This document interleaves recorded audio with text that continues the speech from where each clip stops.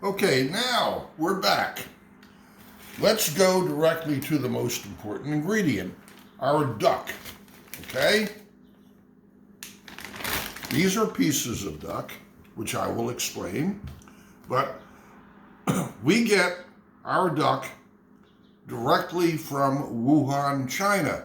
They are raised by, of course, a friend of mine. Everyone is a friend of mine. Okay? They don't always know that. But these are raised by a friend of mine in Wuhan, China. And they're brought in, and they were brought in before Donald Trump put a ban on them. But we have them. We are not going to show our duck being dispatched to his great reward or cut up in deference to our younger viewers, of course, who are under the age of 42. So what tools do we need? Well, these were all recommended, again, by my good friend, Prince Mohammed bin Salman of Saudi Arabia. He says you need an axe. That's A-X-E. Okay? You need a saw, preferably a chainsaw, but this will suffice. You need clippers, actually a method to remove the duck feathers.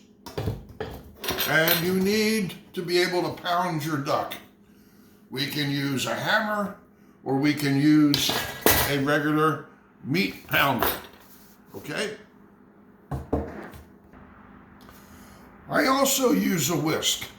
Okay? I really don't have any use for it, but I try to find a way to use it because it looks good. After all, I'm the narcissistic chef. Now, as I said, you have to pound the duck thoroughly. It's always better to do it after the duck is dead, but not everyone deals with that way. So, my very good friends Kim Jong-il and the Ayatollah Khomeini, they are my good friends, of course, they say you should nuke the duck in the microwave for 90 seconds. Now, that can be either before or after you kill it, but it depends on how much noise you're willing to put up with. Continuing, it's very important to project your image, of course. As you know, my good friend Fernando from Hollywood says it's more important to look good than to feel good. So we have to have a system here. I and the duck are sprayed with disinfectant or wiped down. We use Clorox wipes. Okay?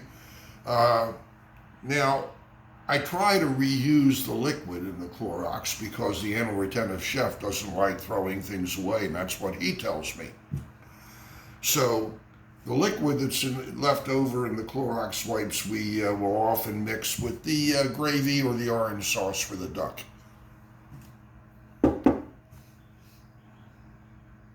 Okay. Now, once you have your plucked duck, okay, I love saying plucked duck. In fact, I challenge you to say that 10 times real fast. But once you have your plucked duck, you treat it the way my grandmother used to treat chicken or duck. She would singe it over a fire on the gas stove. Of course, for that, you should have a fire extinguisher, which is under the counter here, and a fireman's hat. Once your duck is cut up, you've got to take it and prepare it properly for cooking. I marinate my duck. I take a mixture of a half cup of salt, 8 crushed garlic cloves, 3 or more bay leaves, fresh thyme, fresh rosemary, chopped shallots, peppercorns, and I put them in a large plastic bag. Here is the large plastic bag. Okay, I mean, being narcissistic, it has to be big. Here is the duck being marinated, and it has been overnight.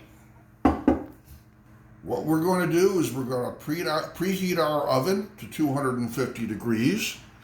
That's, by the way, in cyber talk for Cyberman, my son-in-law, 37,000 gigabytes. And we put the duck in the pot. Not ready.